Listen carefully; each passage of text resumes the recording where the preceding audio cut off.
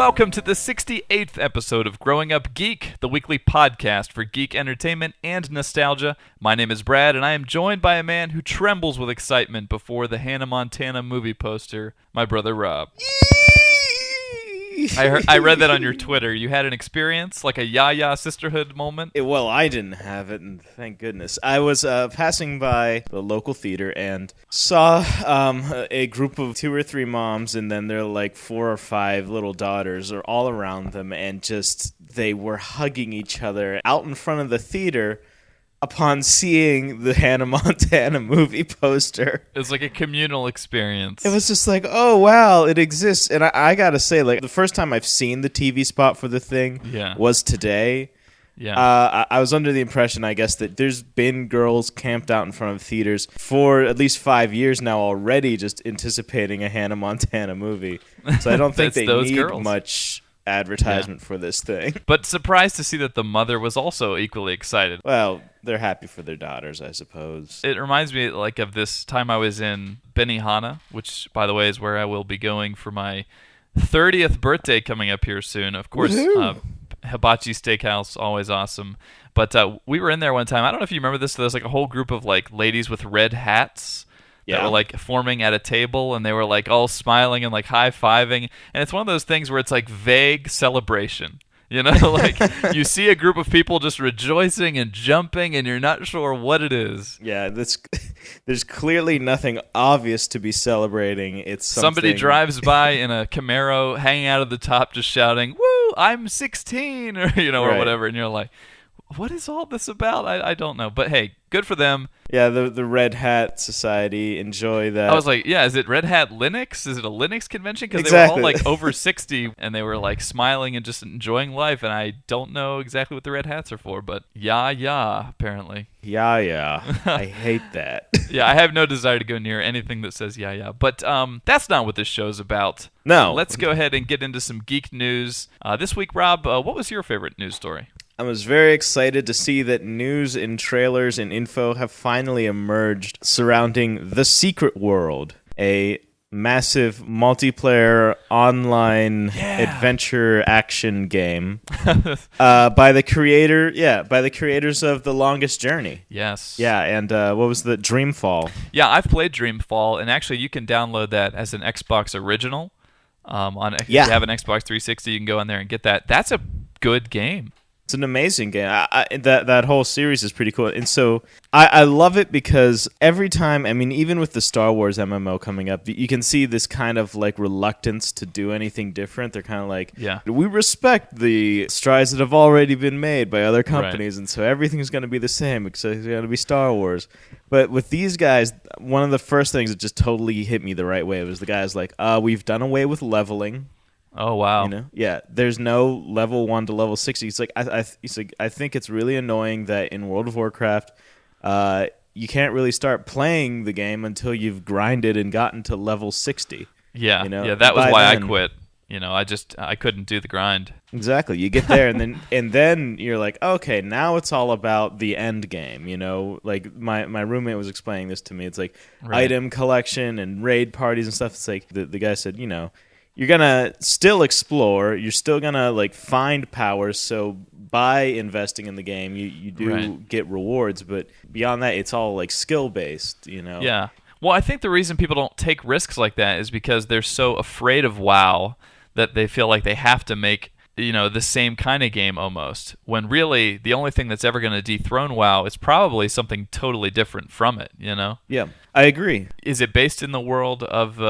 Dreamfall? No. It's based in the real world. Like that's the other cool thing is that it's New York, it's Tokyo, it's London, and your character dresses, modern clothing or basically however you'd like, but there's no armor or anything like that. Right. So there's a trailer now, I guess. Yeah, there's a trailer. It's pre-rendered, but it's still pretty cool. They've yet to show any like actual game footage. That's the one thing I'm kind of waiting on, but I'm really excited to see this Cthulhu sort of darkness rising. They said they're borrowing a lot from like modern urban myth and kind of showing this idea of like, all right, well, you're just a regular person in the real world, and then you're sensitive to all these things going on, and so at night or whatever you go and you battle them, and particularly I'm excited that it's being made by a company whose primary focus beforehand has been adventure games.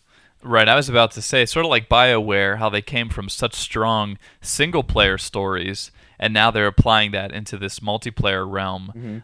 There's been a lot of talk, especially with GDC, about these comments from the World of Warcraft people, kind of almost like mocking their own stories and saying, these fetch quests where it's like, this person needs 20 pies. Yeah.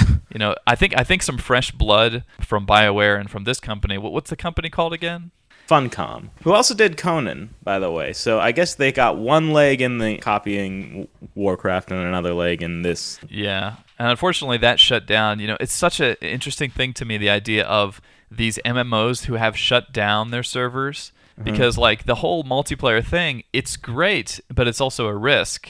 And that's something that we never had to experience before MMOs. Like what if one day the company that makes your online game goes out of business, suddenly your server is shut off and you have no more game? It's an interesting thing, to me. I mean, is it really off, like done for? Because I thought that... Well, Conan... I had heard that Conan was failing, but I know that Tabula Rasa was shut down. Yeah, Tabula Rasa, that is a sad situation because that had some potential. Yeah, and so there were people literally there when the world ended. Like in their game, like the world was shut off. And it's like, yeah, I heard it wasn't dramatic or anything, but it's such a crazy thing to think of is like, no, I'm sorry, your game is now done. But again, fresh blood, that's always a good thing. Looking forward to it for sure. Yeah, and we hope it also appears to be in the works for Xbox 360. Okay, awesome. And I know that we've harped on this show a lot about the console MMO and how there really isn't one except for Final Fantasy on the PlayStation 2.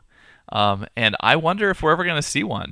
Just people keep delaying it, but maybe this will be the first. Who knows? Hopefully this ain't no Huxley. Yeah, the Huxley Award. So that is the Secret World. My favorite news story this week actually revolved around some 80s horror movie nostalgia. We were never allowed to watch Friday the 13th, Nightmare on Elm Street, but I remember there was a lot of kids who did, and an iconic image of the 80s, of course, is Freddy Krueger. If you went into a video rental store, you saw the cardboard cutout. If you grew up like we did, your friends probably had the gloves with the fake plastic, claws on them. And Freddy was portrayed by Robert Englund, and he has been, and Robert Englund is still fully alive, and they have announced a Nightmare on Elm Street remake, no surprise. But interesting news is that Jackie Earle Haley will be playing Freddy Krueger, and those people who saw Watchmen know that he played Rorschach. Oh. Which is a little weird because Robert Englund is still totally alive and would probably jump at the chance to play Freddy. But if you were like us and you never had a chance to wet yourself over Nightmare on Elm Street in the past, you will have a second chance.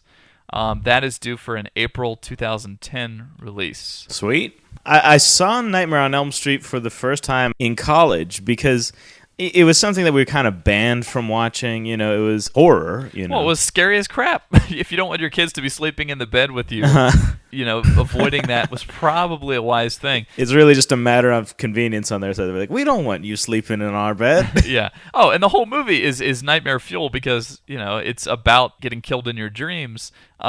So you recently watched it. I still haven't seen it. How did it hold up? It was actually pretty comical, and I think that it held up being entertaining for that reason. Like, you're not supposed to bring your brain in here. You're just supposed to be like, oh, well, that's a disturbing image. Well, that was a funny, like, he had his one-liners and everything. The end of the movie makes no sense at all and is just kind of like this big, like, haha, like, yes, this is clearly a blow-up doll, but who cares? It's funny. And out of context, I have no idea what that meant. That's right, but everybody in the know knows, and now you know. Yeah, exactly. And I had a friend, speaking of people in the know, I had a friend that was obsessed with Freddy, and he told me that the best part about Freddy was the funny guy, whereas Michael Myers, who personally I think is probably the scariest of the big, trilogy of horror monsters, Freddy, Michael Myers, and Jason. Yeah. I think Michael Myers, he's the least supernatural. He just sort of stands there, and stares at you through the glass or with the sheet over his head, which that's still a scary scene to me. Yeah. But it'll be interesting to see how Jackie Earle Haley does it. He's got a very soft voice, but, as Rorschach, he, did a pretty good job with the growl and all that. So Cool. In addition, just a real quick tag onto that is that they are also remaking It, which, if you are afraid of clowns, should not be watched. And they're going to set it in the 80s and in the present equally, which is what the book did. So I already thought that was terrifying. I don't know about... Do you remember It? Yeah. And nothing will cement fear of clowns in you like that movie. Yeah. There's like a scene where he stares up from a sewer grate. Yeah, the kid is talking to him. It's the kind of thing, I think, where it just suddenly cuts to him. Like in a nonchalant way. You know how there's like, those jump scares? Yeah. But then there's also the equally scary, just like from one frame, it's a normal thing. The next frame is a total clown, No jump-in music or anything like that. No. That happened also in The Strangers. I don't know if you saw The Strangers, but it's a recent movie. There's a scene where Liv Tyler is in the foreground of the scene, and in the background, the guy just walks into frame and stands there with like a bag on his head. Yikes. And it's totally not acknowledged. Yeah. But anyway, 2 80s horror classics being remade, so you'll have a chance to climb into your parents' bed again. Awesome. That's really weird. So moving on, this week, our main topic of discussion is actually going to be a nostalgia segment. Normally, at the end of the show, as people know, we like to get nostalgic. This week, we're going to extend that, just take the show off the rails here a little bit, and talk about our early computing experience. And what got me thinking about this real quick is I watched a French film called I've Loved You So Long. Good movie. And in the movie, there was a little girl, and she was like, "This is my computer where I put my DVDs on and I do my homework." Kind of like, that commercial with the girl that... Yeah, the I'm a PC commercials. There's, I think, 2 that have little kids just using computers proficiently. Yeah, there are definitely kids roaming around who have never known a time without computers, never known a time without internet. And so for those kids, I thought we would get into a little memories of things they may have missed. Let's just begin with the first computer memory that you have, or the first computer that you used. We had an all-in-one kind of computer box on loan from like Dad's business or something like that. It was like a monochrome screen. A monochrome screen, but it had Wheel of Fortune on it. Oh, God, you're right. It was a computer that you could pack up sort of easily. It was the size of a large briefcase and weighed way more than that. Yeah. The big raised up keys are just kind of like... But we were playing Wheel of Fortune on it. Everybody knows Oregon Trail, Carmen Sandiego, all those games. But there's one that I played back then that I still don't get a lot of love for whenever I talk about it. And maybe you remember it, but it was called like Osprey. Osprey. And it was a game where you were plankton and fish and things. Specifically, I remember plankton. And you were in the water floating, and the osprey would come down and try to grab you. And I can't remember what the strategy was, but it was teaching about the food chain. Yeah. So you had like the fish that would eat the plankton, and the osprey would eat the fish. Yeah, I bet you probably controlled it by going into the assembler there and typing in like, if fish is eaten, then osprey is to be eaten. Yeah. Well, no. Do you remember them like teaching us actual like programming kind of? Yeah, in BASIC, Basic, and you would do like ASCII art. A lot of it was that, yeah. Use the @ signs to make curls in the hair. Right. It's like, that was our computing class. I remember the music teacher, Mrs. Stoltz. I want to say Stoltz, maybe? That doesn't matter. She would always say stifle instead of shut up or quiet. I don't know. That was her thing, was stifle. But of course, like a cheap private school, it's like the music teacher doubles as the computer teacher. And then I remember like Wolfenstein 3D, being at a friend's house, he pulled that up and that opening screen says, "This game is rated PC-13. And it like fades to red or something. Yeah. There was no video game rating system because people had no idea that games like that would be made. And it's so politically incorrect, like that and Doom, the follow-up. In fact, the one you kill Nazis. The other one, I mean, that's not that incorrect, I guess, but the other one, you kill demons in hell. Yeah. And it's like, there was no rating preventing people from playing this stuff. But it felt more secret back then. It felt more like, this secret device that has these great-looking games. I even remember one time some sort of, like, cheesy Mario Brothers ripoff. Dude, I was about to go there. Yeah. Yeah, it had, like, owls instead of Goombas and, like... I don't know. I think it was, I want to say my friend Adam, like we went to his house and like he had And I was like, can you show me that Mario game? And I remember it being like pulling teeth to get him to show me this game because he was like, no, it's not a big deal. And I'm like, dude, it's Mario, but on the PC. Like, how do I? And he pulled it up, and it did. It looked better. But like you said, that's something that kids now don't experience, is like the really rough kind of piratey days where everything is like unknown. You know, like we were talking about this at work, but like cheat codes, for example, there's no secrets at all anymore. Yeah. But at the time, it was like... It was all word of mouth. It was all word of mouth. You'd go to school and be like, dude, have you heard about the NBA Jam code where you can get President Clinton? Yeah. Yeah, you know, exchanging those things. You're just like passing notes in class that's like, dollar demand. Yeah, exactly. So those are some early memories. Now, the first computer that we legitimately owned that was color, I remember, Dad went out and he talked to a guy named Bill Gooseman.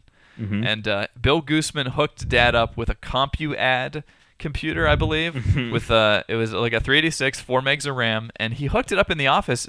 And I remember that it sat in there for a while before I actually noticed it. And then all of a sudden, like, we sort of discovered it, and there was like an Atlas program on there that we started putting. You could pin notes on the Atlas program, and we started making like our own like rudimentary game of like, okay, you found me in Switzerland. Now locate me in the land where spaghetti comes from. You know?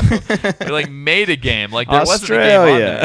Yeah. And it's like, oh wow, dude. So we were playing games when there weren't games on there. Yeah. This raises a good point about kids and technology.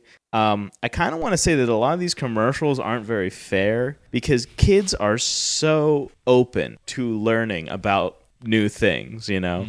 Our dad started to teach us how to use the machine. It had DOS on it, by the way. Yeah. So you type in with the keyboard the directory of where you're going to go. And then next thing you know, we're going beyond our dad with using it. Well, he would always tell us we had to ask him to delete a file. Like he would say, come and get me. And then he would come in, and I remember he would sit down and he would type DEL space, whatever the file is, you know, and that was like, you know, the big deal to us. And after a while, I think we realized we don't need him anymore.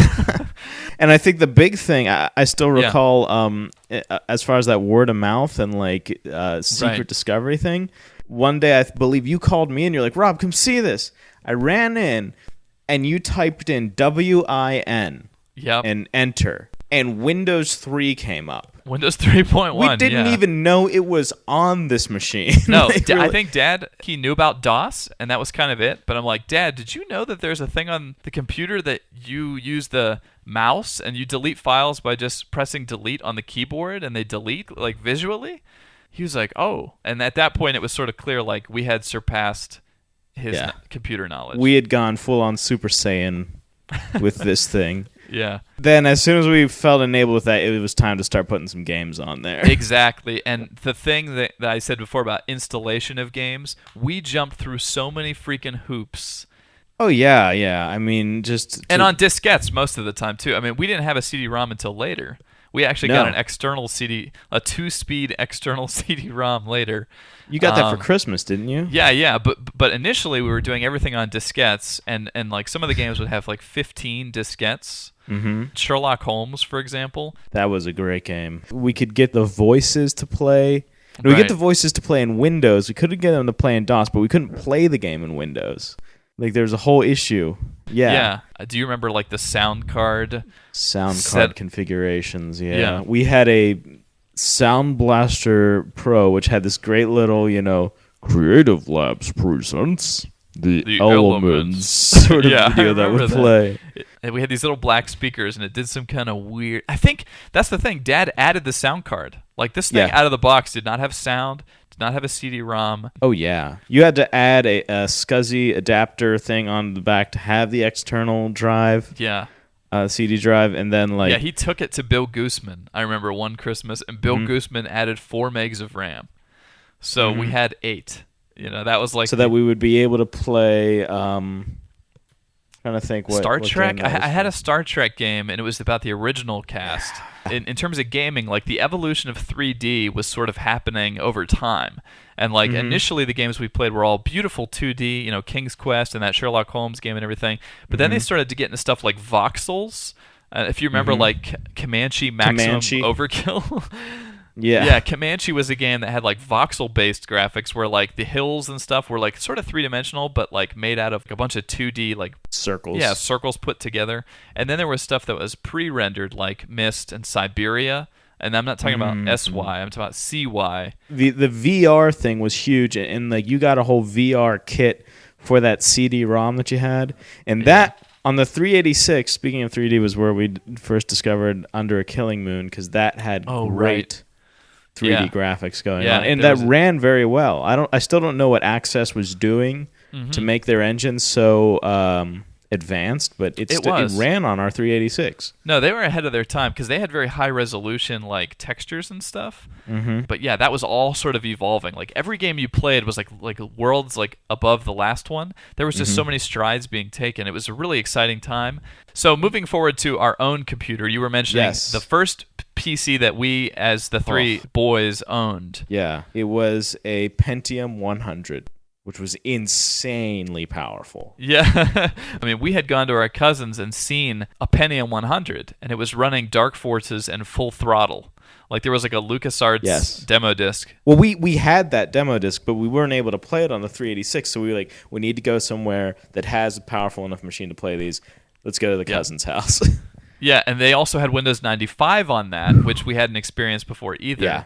And after using Windows 95 and playing around with Dark Force and stuff on their Gateway 2000, not Gateway, but like literally 2000 with the cow box and everything, I was like, holy crap, it ran so fast and smooth compared to the 386.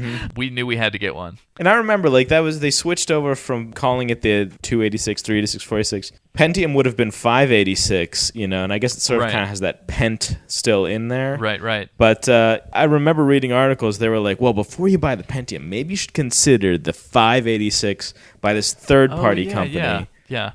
I remember, and this is weird because Doom, we already mentioned Doom was an older game, but I remember lots of days firing up Doom on the Pentium 100 and scaring myself. Like, I would come home from high school and I would like shoot. It would actually like relieve the stress of high school. It was like boom, boom, boom. It's like, that's better. Yeah.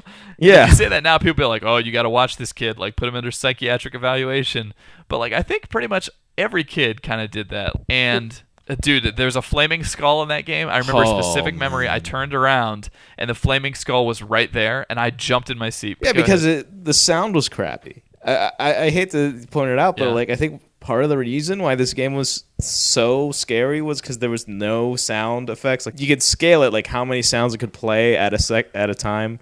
8 or whatever. Right. If you assign the IRQ and everything correctly, it would be good.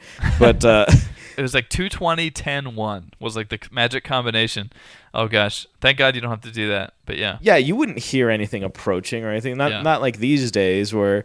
I mean, I'm playing Resident Evil 5, and there's a full symphony soundtrack letting me know that there's a spider around the corner. And I'm like, really, I don't need that. Just let me turn the corner, see the spider, have a moment of, and then kill it. Yeah. So we had this sort of like wooden desk set up in, I think it was in your room, with your Albert Einstein poster and your Star Trek The Next Generation on the wall. And if people can picture this, there was like a large wooden like shelf next to the computer, and that very quickly started to get lined with large PC game boxes. Because they used to be stuffed to the gills with 1 megabyte floppy disks, Well, that's true, but also the books. Yeah. Like, PC gaming was, again, there was this sort of renegade Renaissance quality to it where nobody had a kind of, like, nailed-down genre.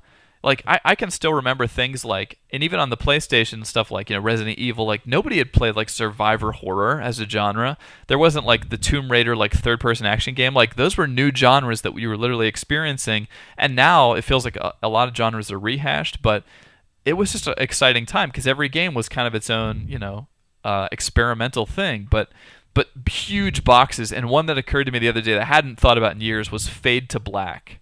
Oh, man. Do you remember Fade to Black? Yeah, I remember not getting anywhere with that game. No, not at all. It was the sequel to Out of This World. Yeah. It was one of the very first like fully 3D games. I didn't even like comprehend that whenever I first played it. I was just like, wow, it's 3D. This is going to make you cry, but I was in a thrift store the other day, and I saw a Sidewinder Pro joystick on the shelf. It's the Goodwill. Yeah. By the way, Goodwill is very dusty. You don't want to breathe when you're in there. But I was just looking down, and I'm like, holy crap, there is a Sidewinder Pro on the shelf at the Goodwill, you know? The whole joystick thing definitely has gone away. I got so into joysticks, and to this day, I'm kind of surprised that I haven't considered going into designing controllers for a living or something, because I just love it so much. But I think it was MechWarrior.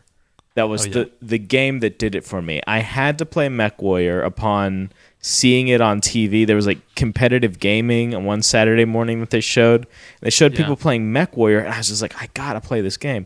Figured out, researching it, that they had this Sidewinder controller that went forward, back, side to side, and they could also twist it left and right. Oh, dude, that game had terrible graphics too. If you look back, my memories of being on a landscape fighting mechs, you look at it now and it's laughably bad.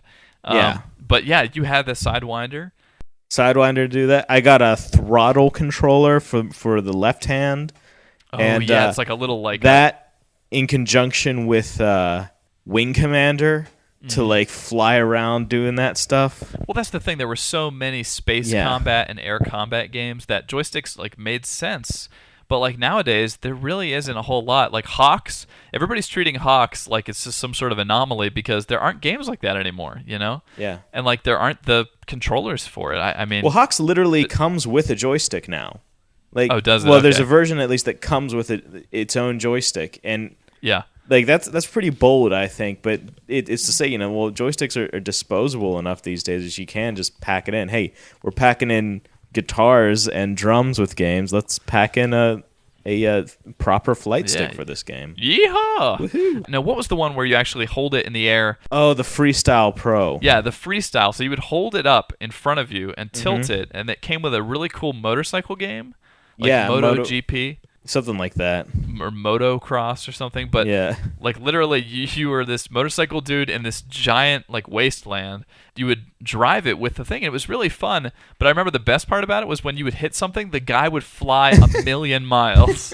And it made me envision a game where you were the motorcycle and your goal was to launch the driver as far as possible. Yes. I think they've done that, but that game in Pod Racer, whenever episode 1 came out, we got the Pod Racer game, and that tilt control worked great for that. Yes, and every part of that Acer died. Yeah, and was replaced and gutted. We didn't have Bill Gooseman anymore, but I think that was our foray into self-computer repair, because literally the CD-ROM crapped out, the modem crapped out.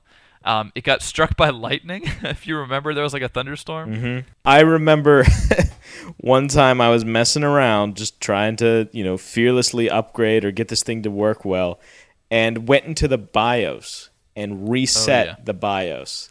And the computer would not start. And you guys then came home at that moment. I locked myself in the bathroom after hastily scribbling a note, computer broken, sorry. And I was in the bathroom just crying. It was like a suicide note. I didn't know what to do. I was I think I just killed our machine. I know. I remember that. And dude, I forgive you. No hard feelings at all. But speaking of weird emotional fights that we had, I remember fighting with you guys when we got Windows 98 because I didn't like that it integrated the web into the operating system. They had the browser look for all of the windows and everything. Yeah. And I was I want to go back to 95. This is ridiculous. They're assuming that you're going to be on the internet all the time. That is so stupid. I remember being really adamantly opposed to it. Yeah. And do you know who you have to thank for that? Who? Jay Allard.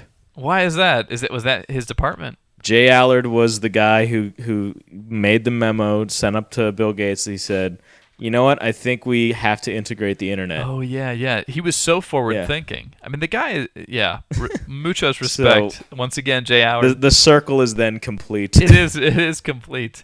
Yeah. Oh, geez. So if you enjoyed these early computer memories, please let us know. Our website is growing-up-geek.com. And as always, you can follow Rob on Twitter at twitter.com/GUGRob. And I think that's going to do it for this week. Yeah. Once again, my name is Brad. I'm sorry I erased the BIOS. And we'll catch you next week.